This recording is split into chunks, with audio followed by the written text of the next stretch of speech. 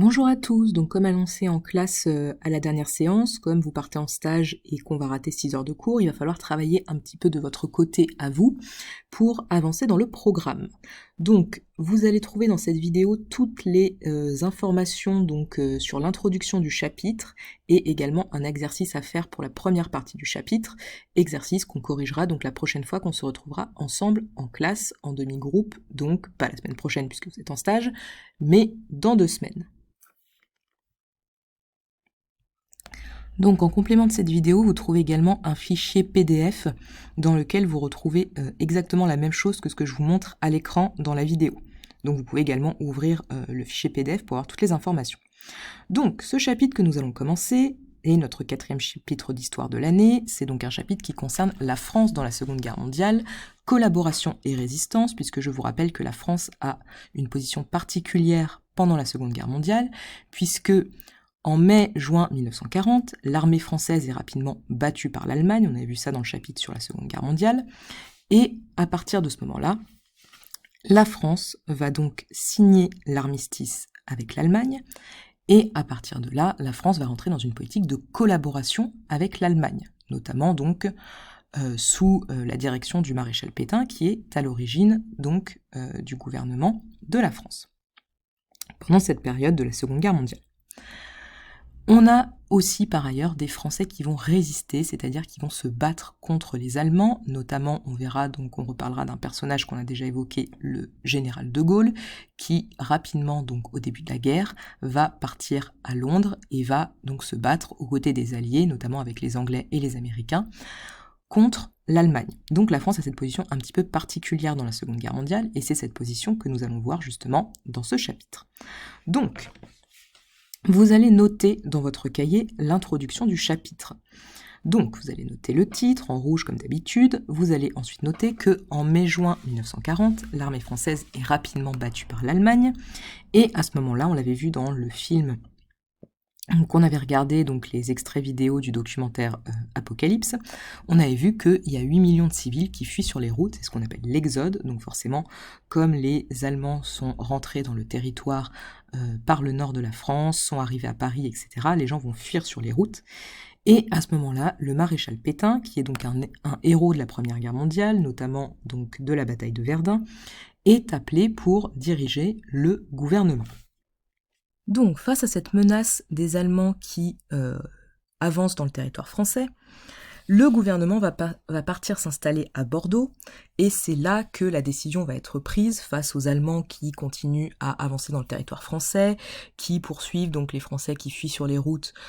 jusqu'à la Loire. C'est là qu'ils vont prendre la décision donc de signer l'armistice, et c'est notamment donc le maréchal Pétain qui est à l'origine de la signature de cet armistice. Ce qui va avoir donc comme conséquence sur le territoire français une nouvelle répartition sur le territoire que vous pouvez voir sur la carte, page 74 de votre manuel, que je vous remets là également sur l'écran. Donc dans votre cahier, il faut ensuite noter la référence de la carte, donc carte page 74 du manuel, et vous pouvez donc observer donc à l'écran cette carte sur laquelle vous voyez que à partir du moment donc où les Français ont signé l'armistice avec les Allemands, il y a une partie du territoire donc de la France qui va être occupée par les Allemands, donc tout ce que vous voyez en vert sur la carte, et une zone qui reste libre, donc sans occupation allemande, jusqu'en novembre 1942, où après cette date, l'intégralité du territoire français sera occupée par les Allemands. Le gouvernement de la France,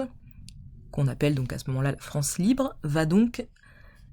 s'installer dans la ville de Vichy, dans le centre de la France, que vous voyez donc ici sur la carte, et c'est à partir donc de cet endroit que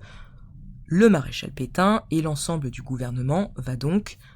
collaborer avec les Allemands, puisqu'on va voir qu'il y a tout un ensemble de politiques qui vont être mises en place entre le gouvernement de la France et l'occupant allemand. Donc, dans votre cahier, en dessous de la référence de la carte, vous pouvez donc noter les informations suivantes pour terminer notre introduction. La signature de l'armistice, donc je vous rappelle que l'armistice, c'est la fin des combats, par le maréchal Pétain le 22 juin, Armistice qui entraîne donc, comme on l'a vu sur la carte, l'occupation des 2/3 du pays par l'armée allemande et donc l'installation du gouvernement qui s'installe donc à Vichy dans le centre de la France en zone libre. On va donc se demander dans ce chapitre quelles sont les conséquences de la défaite de 1940 en France. Nous allons donc passer à la première partie du chapitre. Donc vous allez noter dans votre cahier, Grand 1, Vichy, un régime autoritaire, anti-républicain et collaborateur. Et dans la première partie, Grand A, nous allons voir justement la mise en place d'un régime autoritaire et anti-républicain. Donc le régime de Vichy, c'est le régime politique mis en place par le maréchal Pétain qui gouverne la France pendant la Seconde Guerre mondiale, après justement donc l'armistice signé avec les Allemands. Donc à ce moment-là, c'est officiellement la fin de la Troisième République qui était donc le régime politique de la France jusqu'en 1940, et la mise en place d'une sorte de parenthèse un petit peu pendant la Seconde Guerre mondiale où on va avoir un régime assez particulier qui va se mettre en place, notamment donc sous la direction du maréchal Pétain. On va justement voir en quoi consiste ce régime politique, et justement l'exercice que vous allez devoir donc réaliser pour la prochaine fois,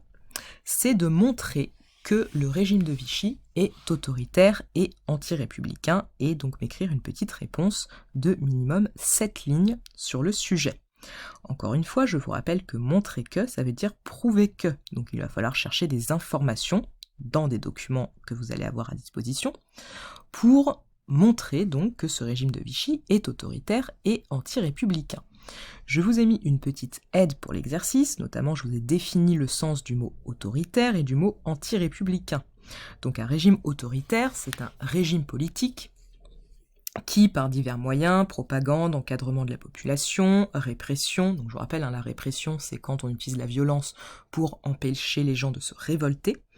donc cherche la soumission et l'obéissance de la société. Donc en gros, un régime autoritaire, c'est un régime politique qui se rapproche de ce qu'on a vu dans les régimes totalitaires. On n'en est pas encore là, mais c'est un régime qui réduit fortement les libertés de la population et cherche à les contrôler pour finalement remplir un certain objectif, une certaine vision de la société. Donc en fait, on va dire que d'un côté on a les démocraties, de l'autre les régimes totalitaires, et un régime autoritaire, c'est un régime qui va justement vers un régime totalitaire et qui s'éloigne de la démocratie. Concernant le mot anti-républicain, c'est un mot qui remet en cause les valeurs de la République qu'on avait jusqu'à maintenant, donc dans la Troisième République jusqu'à la Seconde Guerre mondiale, qui sont donc nos fameuses valeurs qui sont toujours les mêmes qu'on a à l'heure actuelle, liberté, égalité, fraternité. Vous allez donc devoir vous aider de documents pour pouvoir donc réaliser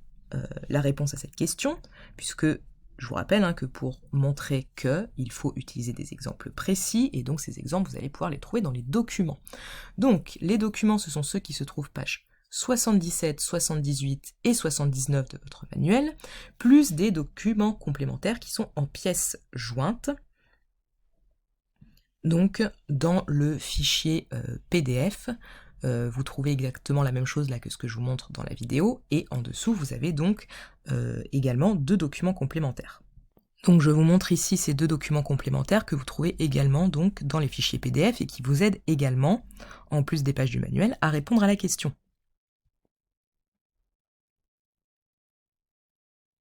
Donc dans votre cahier, il faudra noter la question. Donc juste ça, montrer que le régime de Vichy est autoritaire et anti-républicain. Donc vous notez la question dans votre cahier, c'est pas la peine de noter l'aide, ça c'est juste pour vous aider, mais c'est pas la peine de le noter dans le cahier. Donc vous notez, montrer que le régime de Vichy est autoritaire et anti-républicain, et vous répondez directement en dessous. Et on fera donc la correction de ce que vous avez trouvé ensemble à la prochaine séance. Comme ça on aura déjà bien avancé dans le chapitre, on aura fait donc l'introduction et le grand A de la première partie.